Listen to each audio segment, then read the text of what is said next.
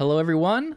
Well, welcome to our session for today. Oh, there we go. All the bits have come back together. Steve's now official Camry picture.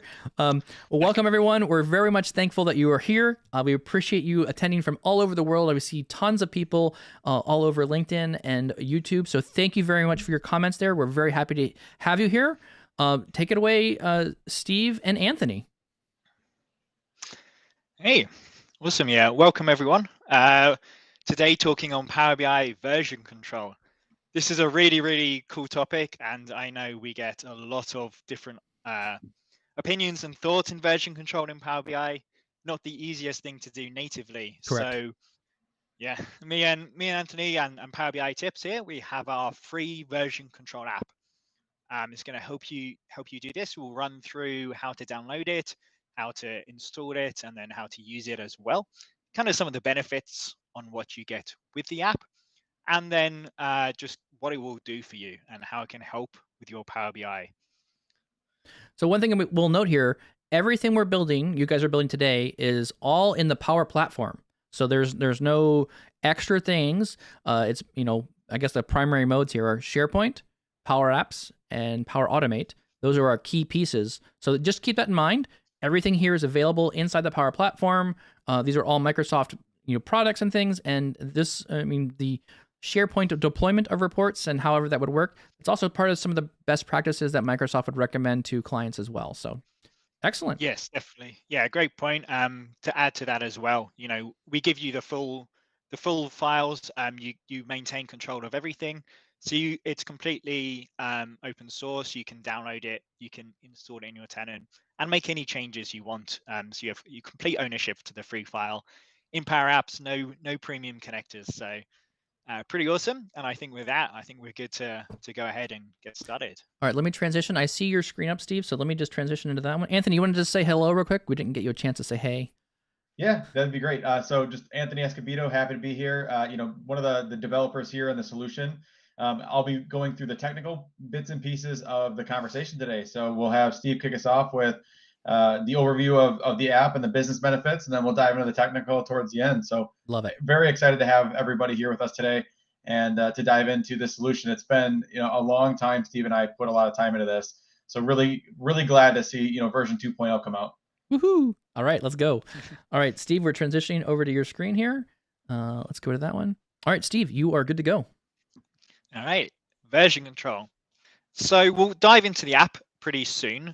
Before we do that, I just want to give a quick intro and just set the scene, and so we understand what we're looking at, what we're version controlling, and what we're not version controlling in Power BI. First question, right? What is version control? A lot of words up here, but really, what we're doing is we're recording the changes we make to our reports in Power BI. And we're keeping the track of the changes so that we're always working from our latest version. That's it, kind of very high level. So really, this is very important when you're working on Power BI reports, so that you know what you've changed. The other important thing is you can roll back if you've accidentally changed something, and then working off the latest version, making sure we're working off the current version and have an audit log of stuff we've done. There's some more benefits that we'll go into later, but this is really high level on really what version control is. As Mike said at the beginning, we're following Microsoft's recommendations here on how to version control Power BI. We're using all Microsoft technology, really integrating it with the systems. So before we dive into the app, I just want to frame really what we are version control. So in Power BI, we have this concept of having a data model and a report file. Now you might hear the report file be called a thin report. The data model could be a data set, or it could be an AAS model, something like that. The difference is when you're using code, so when you create a data model, you actually use code. Now, code is easier to version control because you can do things called diff schema compares, and it kind of shows what you've changed when you're writing code.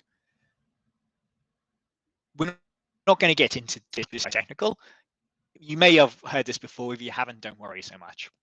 But basically, when you're working with code, you can have different developers working on the same time, and you can kind of track it and you can merge it into a branch. This gets into Git and DevOps. So when you're using a model file, so when you're doing models, so the data sets, things that don't contain graphs, they don't contain the visuals, it's just the data and it's the backend model. This probably isn't the tool for that. This Power BI version control is more aimed at the thin reports, those visuals. That said, if you have a smaller model, if you're a smaller company and maybe you don't split them up, you can definitely use this solution. Our recommendation though, when you're using model files, these big data sets, maybe you have tens of millions, hundreds of millions of rows, use Tabular Editor, right? And there's on the Power BI Tips YouTube channel, go and subscribe, and then you'll be able to look and find Daniel Otika's video on this, where he kind of goes through this. So I just wanted to frame that to make sure that we're all on the same page here. So this gets us now to the report file. And this is kind of what we see, right? This is the file which has the graphs, the visuals, the filters. And this is a PBIX file, right? It has that file name of .PBIX or .PBIX, depending on how you pronounce it. What is this? It's kind of a bit of a black box, right? It doesn't contain any documented code within it. It's a lot harder to do compares like you would in a traditional IT sense. And again, the big thing, we don't have Power BI online, how we have Excel online. Maybe that will come in the future. I'm hoping so, but nothing like that right now. So we can't actually have multiple users working in it at the same time, which does cause some issues. And then if you just to kind of frame that as well. So now we're talking about, this thin file, this PBIX file.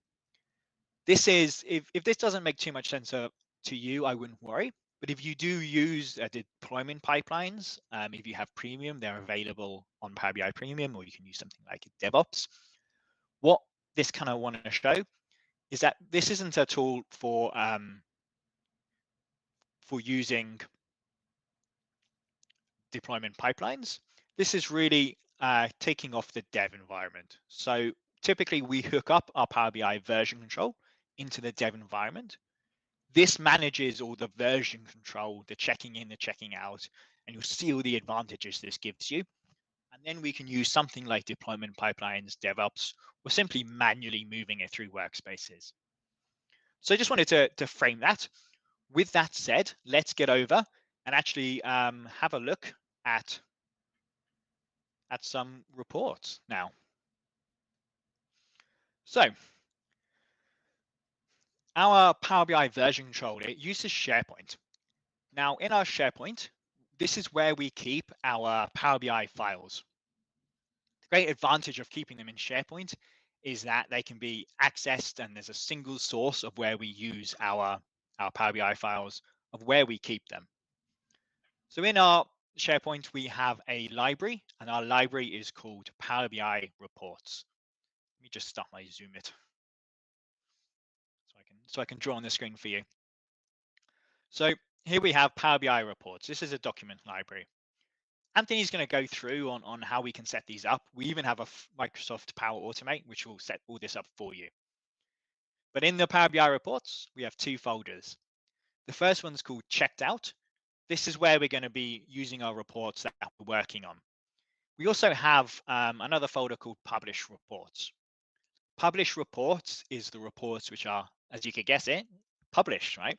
This is the ones that the end users are able to see. This is the one that's out there, either in the dev environment or possibly in a test workspace. That's actually visible and are published. You can see in this scenario, I have three reports in my publish reports. Now you'll notice that I have a team here called Executive Sales Team Reports. This is my SharePoint workspace. We recommend setting up multiple teams for multiple workspaces or different departments. You can put everything in the same folder if you want. It does get a bit unmanageable. So depending on how you structure your workspaces and how you structure your organization, it's a good idea. You can have multiple apps, right? You can have as many apps as you want and as many version control as you want. So then let's head over now to the app and show how it works. After we've done that, Anthony's then going to go through and show how to install it and how to customize it. But first of all, let's see it in action. So here we have it. This is the Power BI version control app. Now, as we said, it's built in Power Apps. So everything is in Power Apps. It's connected to SharePoint in the back end. You get to import this into your own solution and into your own tenant, and you get to use this however you want and edit it if you do want. Now, what the whole point of this is, right? And the idea of the version control. We have a report that we've saved in SharePoint. Myself, as a developer, I want to go and I want to edit one of these reports. My boss has asked me to edit the executive report. He said, I want you to change a certain graph in this report. Now, instead of just going into the file itself, the one that's published, and changing it, we don't want to do that straight into the one that's published to the production or published to our end users. Because what if we make an error? What's about auditing? What if someone else is already trying to edit this file? We might get merge conflicts. Two people can't use this at the same time. So we'll run through quickly kind of how to use the app, and then we'll have a look and see some of the advantages once you understand how to use it, some of the advantages of doing this and what it does. So in my files, you'll see that we have our published reports in our Power BI reports folder. So these are the 3 reports. We also have a folder called checked out. Now every user who runs this the app, the version control app, will get their own folder inside checked out. Checked out is going to be a copy of all the reports that you're working on. One big advantage of using version control is that we're always working on copies. This means that if you save something accidentally and you've done something wrong, you won't overwrite your version that's there and live. I don't know about you, but sometimes I've accidentally hit the delete key and I've deleted a whole page. It's very easy then just to save it without noticing. Sometimes I've deleted a table without noticing and saved over, and you're ready to mess the whole report up. So working on copies is really important. Now you'll notice that I have one file in my folder, which is checked out already to me, which I'm working on. So we'll show through that and we'll have a look at why and what that is. So I want to check out the exec report. My boss has come to me and said, Steve, that we like this exec report. We've got some feedback and we want to change one of the graphs. So I'm going to click check reports out. Now you'll see that this is hooked up to that publish reports file. This is all the reports that are published in the reports. You can see, I told you, right? I have one report that is checked out here. That's checked out to me already. That's what I'm working on separately. What I want to do is I want to check out this exec report. So what I'm going to do is I'm going to click on the report that I want to check out. You can check out multiple if you are making changes to multiple reports.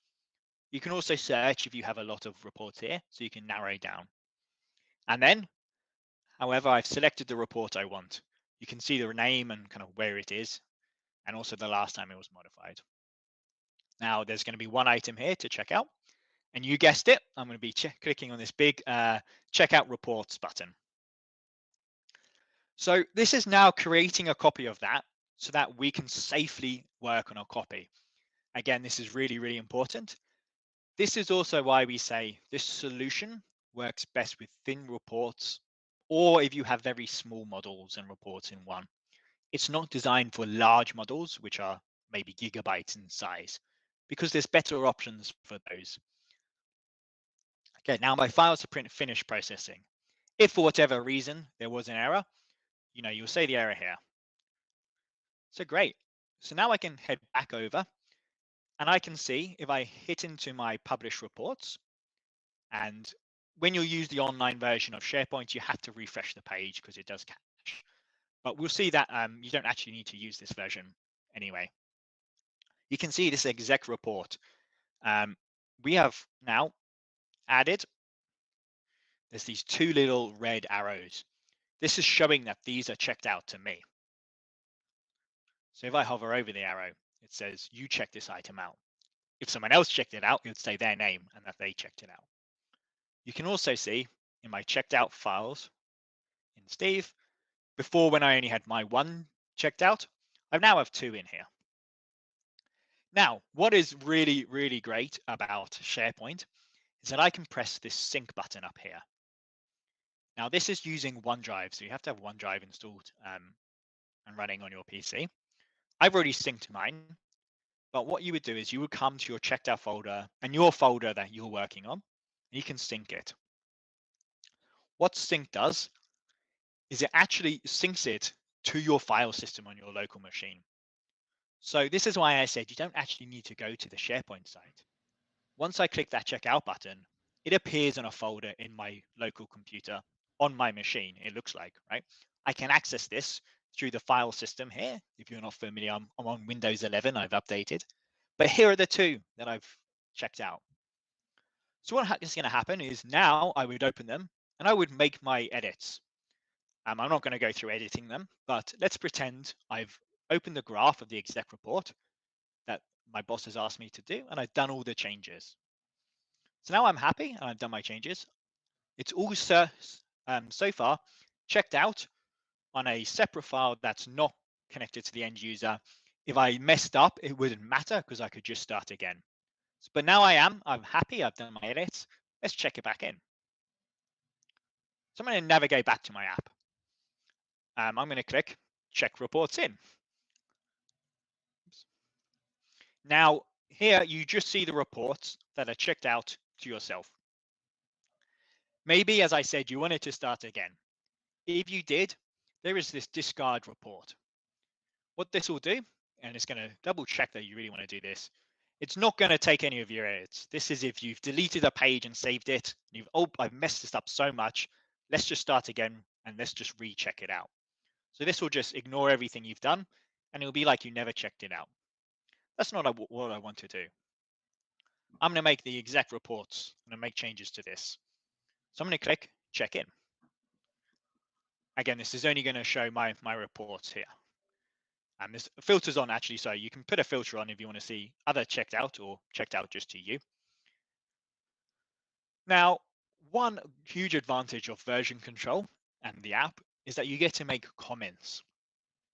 Comments, you should have agreed a nice structure of comments. If you're using something like a task planner, such as DevOps or Planner, where you track what is asked by your manager, and I think this is a really good idea to do, you might have a number, right? So if you use Planner in Teams, you could have a new item in your tasks and you can say, you know, go change this and it will give you an item number. So you could do something like this was item number 11 and say what you did. So obviously I didn't do this. I'm just going to make up what I did. So I changed the sales graph title to bold. Maybe in real life, I might do a little more than that. But the idea is that you get nice descriptive comments. You want to show exactly what you did, what you've changed, because later when people look at this, we'll have a look at this next, they can see exactly what you've done. That's great. So I'm going to check my report in. Again, now we have our files processing. And if I go back, my files are finished processing, and I go back to my folder, you can see that it's disappeared from my machine, right? I can't see it in my folder anymore on my local machine. It's checked back in, it's gone, and it's ready in there. If I go back to my SharePoint Online, you know, I refresh this. Again, as you can imagine, the exec reports has gone because it's no longer checked out. If I go to my publish reports, we can see that little arrow's gone and it's checked back in. Now here comes the really cool part. Once I click on this little ellipsis, I can then go and click on this button called version history. Now I'll do this on the sales report just because I did a bit more on this one. You can see here now all the version histories. These are all the check-ins that I've done. You can see when the date it was, and it gives it an incremental number. And then this is where the comments come in handy. You know, I've changed stuff, and I got a bit lazy here in demos, but you can really see exactly what you've done. If I go back to my exec reports, again, I click on the ellipsis, and I go version history. And you can see here, this is the check-in that I just made. You can see. What is cool about this is that it saves every version that you've checked in. You can actually, if you hover over the date, view all the old versions. So it's going to keep all these versions that you've done. Let's say I've realized that I messed up, and instead of version 15, I actually want to go back to version 14 before I change the sales graph title to bold. What you can do is you can actually click this button and just hit restore. And then it's going to go back in time. The good thing is it keeps everything you've done again. So it adds the restore as a new version. So all the changes I've made are kept, but just in an older version. So if I want to undo my undo, I can do that as well. So that's the overview of version control here. We'll just go through really quickly a couple of the benefits of version control and why we want to do this. So again, single shared location for our reports. All our published reports are saved in the same place. This means no emailing files. I'm sure you've emailed files and you've lost and you're working off the wrong version or you're working off an older version. We're always working off the correct version. And we always know where it is. We keep all versions of the report. So you probably have those files where you have underscore v1, underscore your initials, underscore final. And then if you're like me, you have underscore final version 2, and it just goes on. So this is great, right? It does this behind the scenes and you can keep it and you don't have to keep saving new versions of the same thing. Ability to check out. Again, only one person can make changes at a time. If you looked at the little red arrow and the point of it saying checked out, nobody else can check out this file and start working on it. You saw in the app that it said it was checked out to me, so no one else can come and edit it. Even on SharePoint, though, you saw that arrow, which is a big stop to stop people working on it when you're working and making changes. This stops you having, branches of the same version. So you're always one person, you check it out, you check it back in, and the next person can go. And again, ability to check in files and add comments on changes to really understand for other people, especially if you're working in teams, what you did. And then finally, working locally, making the changes in the copy so we don't edit the files directly. As I said, we can save and we can do experiments as well. And then without worrying about messing up the file that everyone's working on. So with that overview, I'm going to hand back over to Anthony, and he's going to dive down a bit more on how it works and a bit more in the background so you guys can have a look at the mechanics of the version control app. Awesome, Steve. I'm happy to help here, and that's where I think we're going to find some more of the technical details. So we explained a lot of the high level overview, both with Power Platform and SharePoint and OneDrive. Now we can dive into the technical on some of those aspects. And actually, I'm seeing in the comments too that it's all native capabilities, and that's one of the most exciting pieces about this solution being put forth is that it's all native capabilities. It's things that we're familiar with. It's things that if you have ever done anything inside of SharePoint, you're going to understand this check-in, check-out process. However, to solidify a process from start to finish, for a specific, let's say, document library or SharePoint site collection, there has been in the past, ways to be able to produce a process, and that's all through SharePoint. But you don't really get much say in how you're going to customize that process.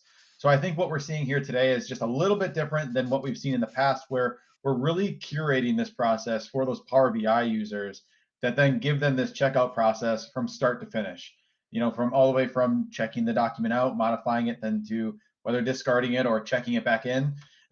All of that process taken care of in one place. Everybody's following a consistent pattern where then it's very predictable on what's going to happen. In addition to that, it's customizable. So it's something that, again, where Steve had mentioned, this is a solution that we had built, we allow you to download, and then from there you take on, and you're able to then bring that to the next level and customize it to yourself. We've collaborated with a number of people during our spare time to make sure that when they bring something to us to say, this feature is really great, but I don't see it in your application or in your side of your solution. Great, let's figure it out. A lot of times I'll take back, their questions, and then I'll build that into the actual platform itself. I'll send them my updates, and that's how these patches are created as well. So I'm seeing some comments around, it would be really nice if we had, let's say the comments showing inside of the Power BI reports. That's a really good, space for improvement. Something like that, we could start to take your feedback, and that's what we've continued to do to get to version 2.0. We've taken all the feedback and then we've built 2.0. You'll continue to see patches, as the time comes on. We're ready to put out 2.1 pretty soon here. And then beyond that, I'm sure 3.0 isn't too far behind that. But again, it's one of those things where it's really exciting to be in this space, work with these real scenarios in organizations that are truly using this, and being able to then intake those questions, give answers back, and troubleshoot issues, and just be there for the community. So without further ado, let's just dive into some of these components at a more technical level. All right, so with that, let me just open up Power Platform. I'll start with saying that it's inside of a solution. So if you look at, I'm opening up the make.powerapps.com. You're going to click on solutions. Where Steve had left off was, it's something that's installed. You download it from the PowerBI.tips site. You install it as a solution. So first, you're going to click the import button. Then you'd click Browse Solution. You would import that, and then it would show up just like it does on my screen, where it shows Power BI version control. That's the same way that it's going to show on your screen is the same way that it shows on mine. It's an unmanaged solution, so it allows you then to customize it inside of that actual solution, really making it so that you don't have to add in anything, on top of a managed solution. You don't have to worry about the layers so much. We wanted to make this as open source as possible. Maybe at some point we have some type of collaboration between a managed and an unmanaged, but right now let's keep it simple and make sure that it works for the masses. As we imported it, I'm going to click on Power BI version control to open it up, and now we're going to view actually the latest version of the solution components screen here. So as you can see, I don't know when the last time everybody's been inside the solution component screen, but this is where you're able to see on the left that there's categories. It's showing apps, chatbots, cloud flows, and so much more there. But now you see all of the components here. There's not many, so we don't need to filter on anything. But what you can see is there's check-in, check-out. Those are two workflows. There's an initial step workflow. We'll talk about that in a moment. There's a Power BI version control. That's the actual app that we would integrate with, and that's what Steve was walking through earlier. And then there's the SharePoint connection, which we use inside of the Power BI version control. So now that we laid out the components for the Power BI version control components here, let's just take a look really quickly at the initial step. What that would do, if you just had imported this and this is your first time using this app, this is going to be a place where now you can create a document library with the necessary folders that are required for this application to run. This is our recommended route of doing this, but we do have the ability to customize whether you use our recommended route or if you already have an established process with specific folders. That was the version 2.0 that came out. That now we're allowing more dynamic space in this inside of the library here. So I'll just open that up and I'll just take a look at it real quick.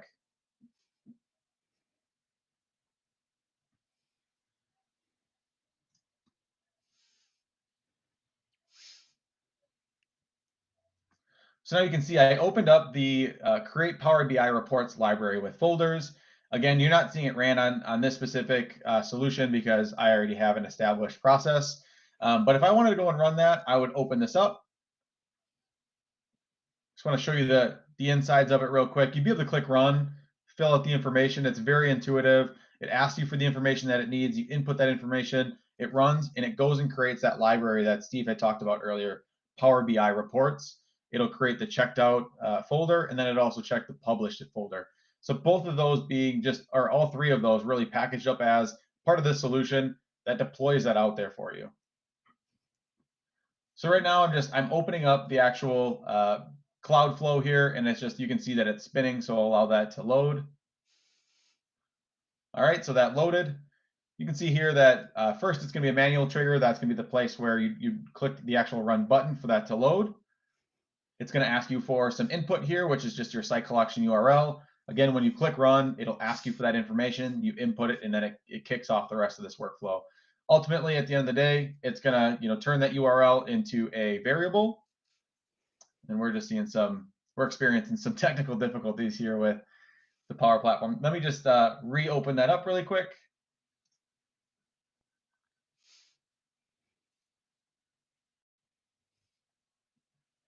See if I can get one of my tabs here to work. Yeah, I was getting this a little earlier where I was getting a couple screens that way where it was showing that there are some errors happening. It's not necessarily it's not within our environment. I'm guessing that there's just something small that's happening currently. And this happens time to time, and that's okay. I'm sure if I were to check in 10 minutes, it'd be resolved. So I'm gonna click edit again so we can look at that workflow. All right, so ultimately you kick off the workflow, input your information, it stores that information that you already input, reuses that through the workflow, creates a document library, and then inside of that library, it creates 2 folders. Really simple workflow, very straightforward, using, again, more out-of-the-box components. It's really something that, you know, SharePoint and the Power Platform being better together, working together on this, you know, through these standard connectors, it makes our lives a lot easier, especially for as we're, you know, kind of deploying these solutions out in different tenants and different environments. So now that we took a look at that, that was going to be that's our initial step. Now that you've already deployed your library, you have those 2 folders that are out there inside of that library. Now let's take a look at the actual app itself.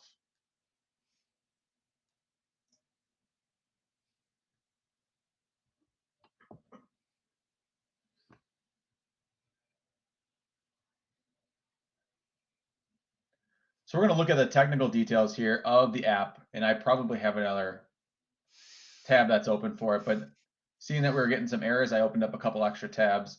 What we're going to be able to see is we're going to look through the actual screens. We're going to look at the data sources, walk through some of those technical pieces. There were some reasons that we had to create some extra screens, and we'll talk through that. What we really wanted to do was make sure that it was as dynamic as possible for those established organizations that already have a process that they're utilizing Power BI reports inside of it, whether it's locally or inside of SharePoint, but creating now kind of standardizing that process with these components. So this is now the actual portal here that we're looking at is going to be the Canvas app, right? This is the part that Steve had already shown, but now we're in the Maker portal. We're able to now edit things. If we wanted to move the buttons around, we could do that. But let's go through each screen really quick, talk about them at a high level and how we got here today. So with that, we have just 2 buttons at the front. It's just going to be navigating us to different screens. Ultimately, you know, you're able to navigate between the check-in and check-out screen very simplistically. So you can see here that it checked. Now I'm in the checkout screen. You can see the number of documents that I've checked out. You can see, I think I have over 100 inside of this document library just as a test. But ultimately, being able to really, you know, work with this information, you can also search in here. So now we're in the checkout screen. I want to go back to that home screen so I can just navigate back. So again, it's that home screen that really sets us up to navigate to these key screens. Being able to navigate between the 2, you're only checking out and checking in. Again, as mentioned in the comments, it's a very straightforward process, but it's a very curated process. All right, so let's go over to checkout screen. These are just showing the actual files now that are inside of each document library. It's very important to note that it's pulling in specific information so that that's relevant to that specific user. And what I can do here is I can filter between my view and others' view. So if I wanted to see all the documents that I'm able to check out or just the documents that I have checked out, there's a way that I can do that. And I'm clicking on the button here. Also, so if I click on play here, I'm going to be able to then see these features in action. So again, if I click on the filter, you can see that there's a lot more files that just loaded as the scroll bar just got a little bit smaller. If I click on that filter again, there's a lot less information that's showing. And again, if I wanted to search, I could type in 136 because I see that number in front of me. It's going to show that specific report. Again, it's really bringing that curated experience back to the end user. Everybody's experiencing it in the same way and seeing actually the same exact dashboard as you know it. The only thing that's going to be a little different is that when you check these out, you can go back to that check-in screen here. I'll show you in a moment. Let's go back in and look at that check-in screen. So the difference between the two screens is that one's checking out the information, the other one's checking the information back in. This one here is you're only going to be able to see the actual documents you can check in yourself. So this is specifically curated to the individual who has documents checked out. And as Steve showed earlier, there's the discard report, the check-in report. But let's look at kind of how some of those things function. So when this toggle is changed, it actually captures that information. It'll throw it into an individual Power Automate, and then it checks out that content. It's going to be able to, as Steve had mentioned, brings that information or that file from the published reports into the checked out reports. And it's going to be curated specifically to that experience that you have set in your settings file. And let's look at what that setting file can do as it can adapt to whether it's your experience or it's going to be something that you had set for your organization. So again, these are the different screens and the different technology that kind of play a different part, ultimately all wrapping into that curated experience that you're delivering to that end user. So we have these two screens that are out there. As a small note, there's the settings screen and the admin screen. I'm going to navigate to the admin screen. What this allows us to do then is actually to open up the settings page. If you don't navigate to the admin screen first, it actually wants to kick you back to the previous screen. And let's talk about why that is.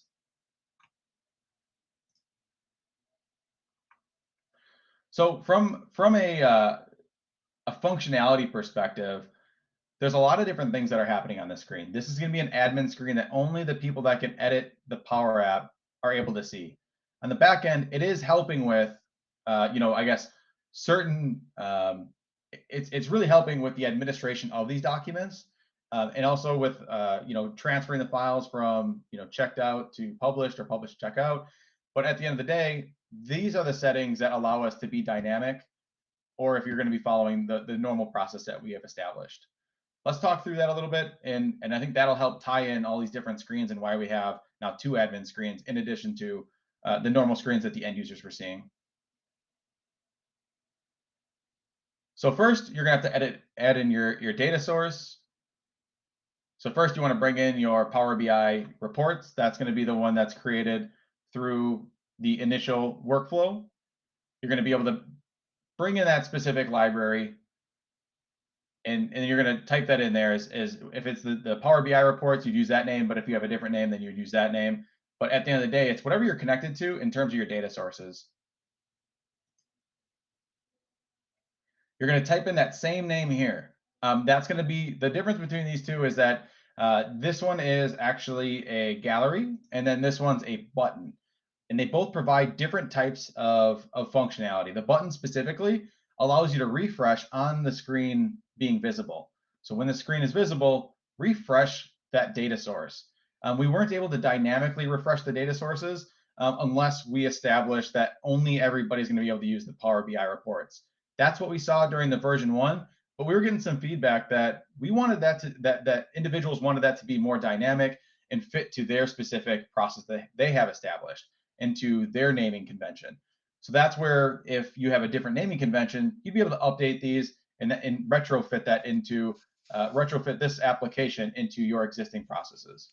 And then there's a couple of really good and timely questions here in the chat I want to address. The first one is, do we use a different app for each SharePoint site, or do we use one for all of them? We looked into this, and our recommendation here is that we're going to have one app per SharePoint site.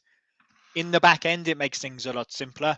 We made a decision to stop things going wrong in the future. It makes it a lot simpler to have one app per one SharePoint site.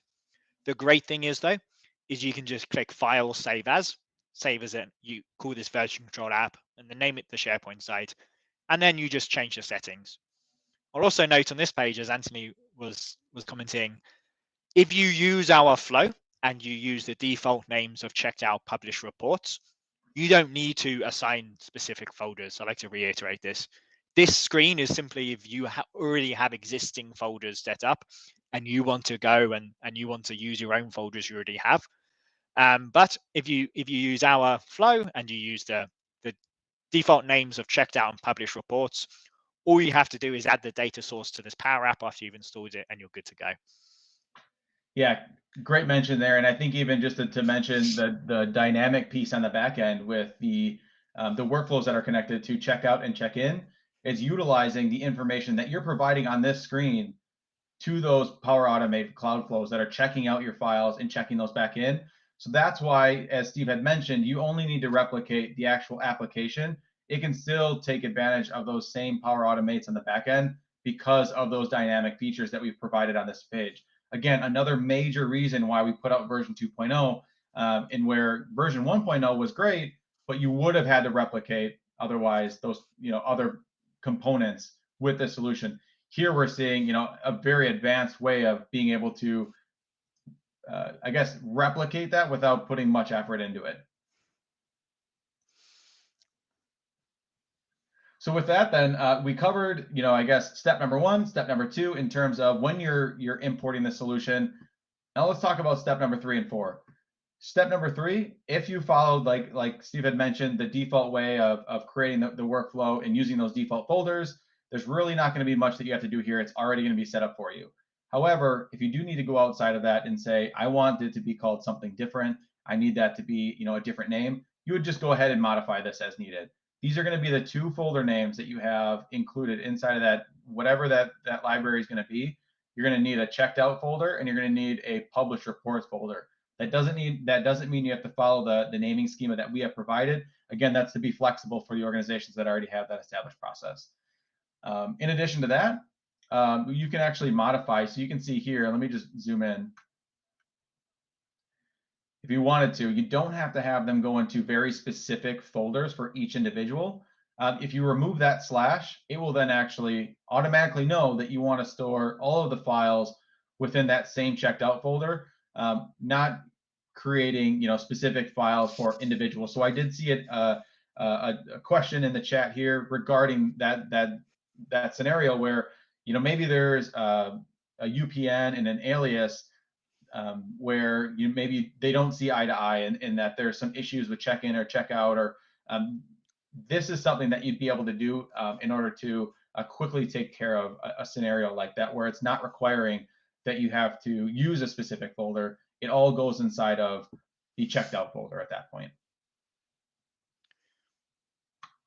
Yeah, and to reiterate that, in my demo, you could see that I had a folder named Steve, and that was my alias for my email, my ID. So again, if you didn't want that, as Anthony said, you can just add a slash to the end of this checked out, and then it's all one folder, so that we don't have to worry about every individual user having their own folder. By default, it does put it into their own folder, because then the individual users can sync this to their machine, and that way they just see what they've checked out. But because it is checked out to the user, even if they see the other people's options, the fact that it's checked out means they're not going to be able to edit it anyway. So, these are options, and this is completely up to you, depending on your company size, on your workflows, really how you kind of want to work this. Yeah, thank you for the additional information there. I think that really helps spell out, the flexibility, that just this specific option provides.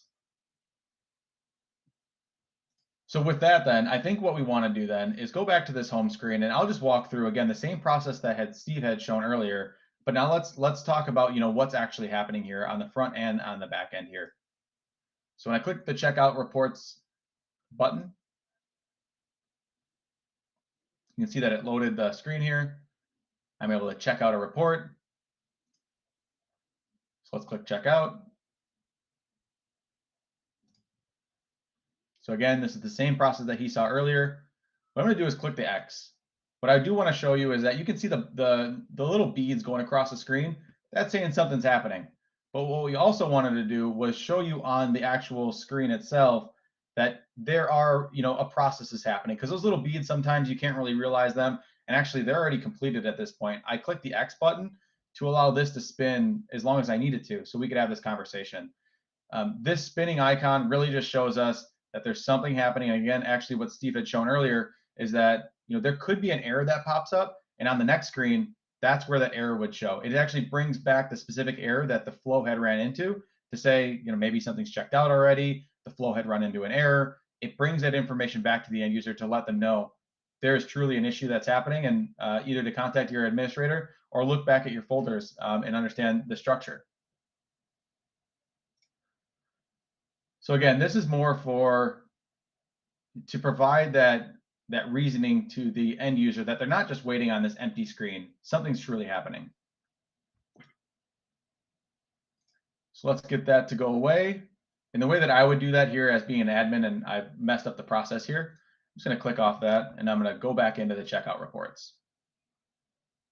So you can see here that I've kind of changed the process, but it still went through in terms of being able to check that file out. So I'll go back to check files in. So I have a number of files that are checked out to me, and I'd be able to check any number of one of these in. And I'm not sure if Steve had mentioned earlier or not, but you can actually check in more than one at any given time. This is going to be something that's very powerful because at any given time, you may want to check out more than one report, do some modifications. But then again, here's your comments, and you can add those in as well.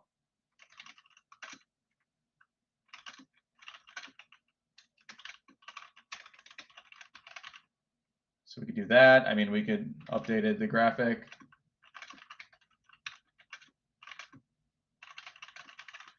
And so forth. And we could continue to add in, comments as we were to go down. But the comments aren't required at this point. We can also just go ahead and just check those in. So I'm going to check all 4 in just to show you that that works. So as we're waiting on this may take a little bit longer again. So you have these 4 files that are going to be, simultaneously checking in.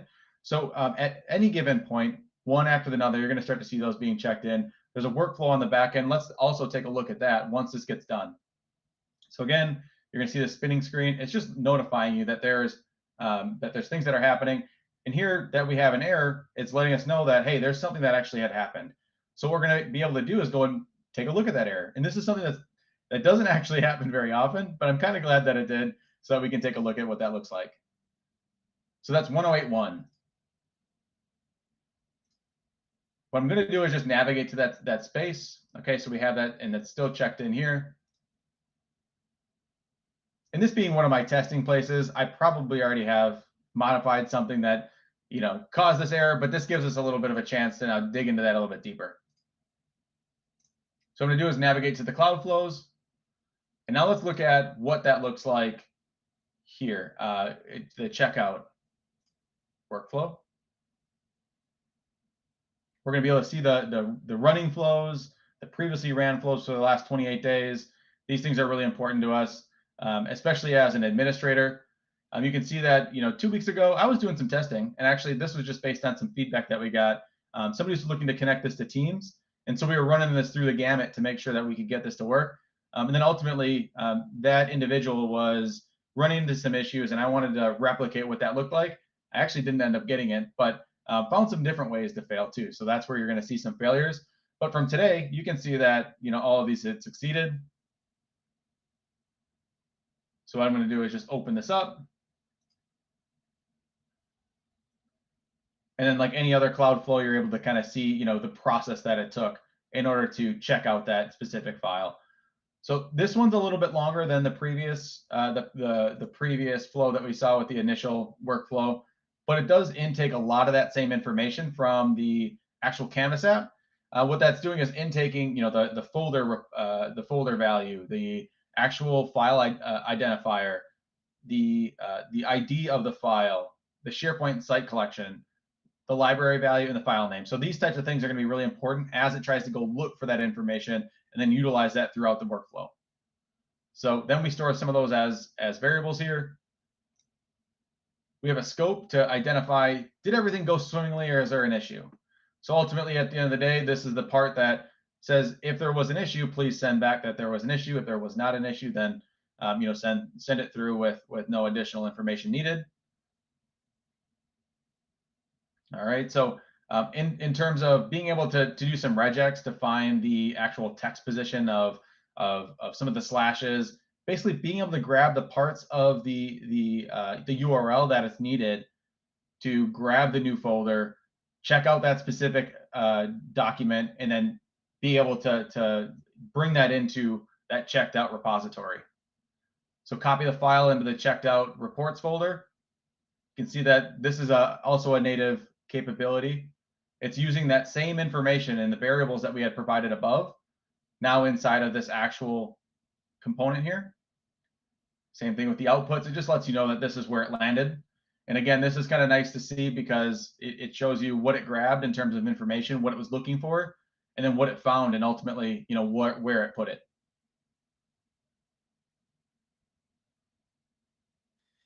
And I like to just jump in here with these flows as well. We've taken a lot of care to design this so that it keeps your SharePoint IDs. Now, that's really important if you're utilizing this in other tools. For example, Power BI, you can actually sync from your SharePoint site. Now, what this does is as you update in the SharePoint site, you don't have to go publish. You don't have to do that typical publish to the service. You can just use this app. You can just save it, check it back in, and that automatically flows into the service. So if you forget to publish something like that, you don't have to worry. You can take out that step. Now, there's pros and cons of using this. Some people really like it, some people don't. But obviously, the option is there, right? We've made a lot of effort to keep that and to keep it in the SharePoint, again, using as much of Microsoft technology here, so that if you have the licenses for SharePoint, there's no Power App Premium connectors. It's all completely under your licenses and free for you to add on to here. Yeah, and I think the big story here is the better together storyline that Microsoft discusses, but also that's also what we're seeing here in terms of best practices, utilizing the Power BI reports, storing those inside of SharePoint, utilizing some of that out of the box capabilities, but then bringing that into that next level of process with the Power Platform. Well, I'm going to jump in here. I've been quietly behind the scenes just drooling over this solution. It's absolutely incredible.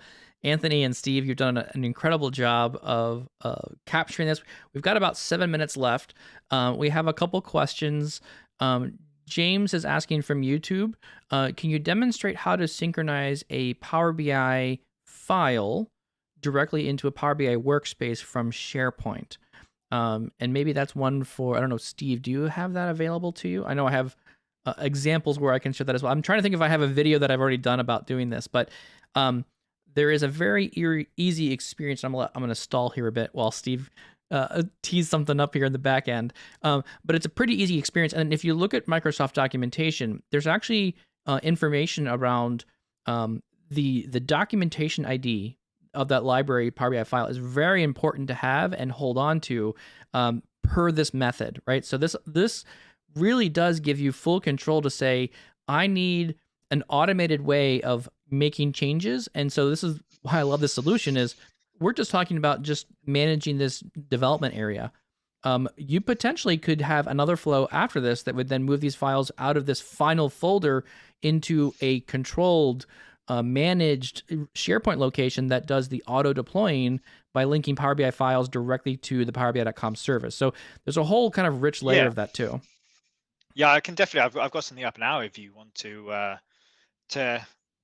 ship over to my screen, and I can have a quick demo and then a quick kind of wrap up. Well. So I just transitioned to your screen, Steve. So you should be good to go. So this is your screen now should be there, and you should be able to see your version control now. Oh yeah, you've got oh, look at you. You've even got the slide deck up in front of you. So yeah, James, great point. And I mentioned this, so let's have a really quick way of showing because it's super easy, right? Yes. So as I said, I have my executive sales team's reports. You'll notice this is also what I call my SharePoint site. As we mentioned, we say one app per team. And that's kind of a Power BI mind frame of working, right? We align these to workspaces. We align these to SharePoint. We align them to teams. So all you have to do if you want to sync it up is you go over here and you click this Get Data button. it's going to open up where do you want data. I'm going to click Files because this is a file. I'm going to click on SharePoint team sites just to show you in case that it's a different site. And here I've copied the site. So I've copied this part of the site. You'll see your sharepoint.com/sites and then the site name. Can you use a zoom in on that one or zoom in on that one when you get there? Yeah. So, Sure. Because that's a little hard to see. Yeah, perfect. So that's just the root part of the URL location. Yep. And then I just paste this in and I click connect.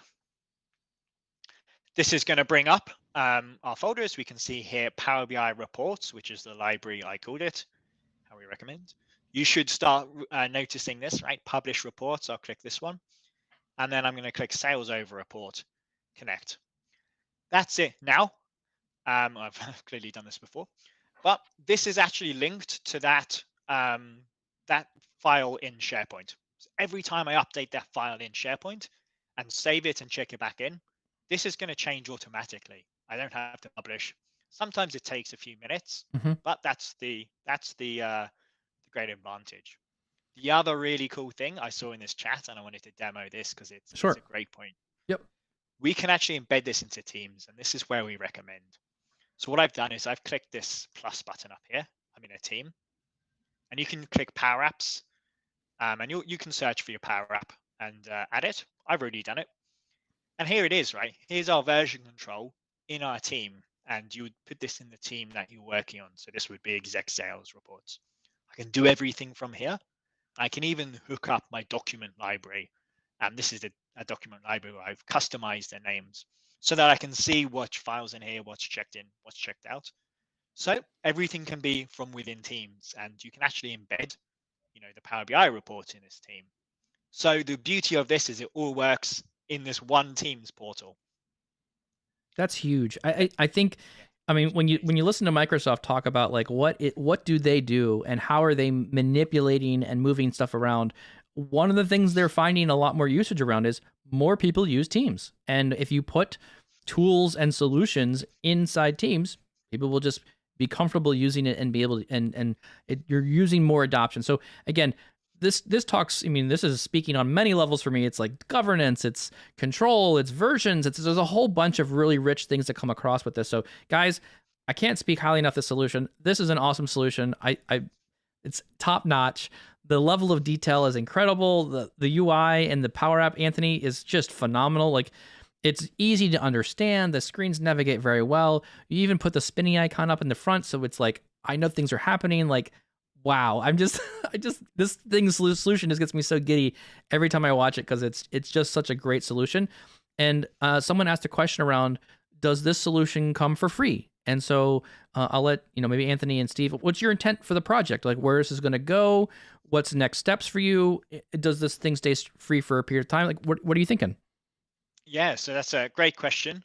This app, how we have it, is currently free. It uses free connectors and it's going to stay that way. So you don't need to get any premium connectors in Power Apps. You don't need to pay, and we're not going to charge for this app. It's free, and the great thing, it's completely open to you. So once you download this, you get all the files, all the source code as well, which is really awesome. So you can customize this.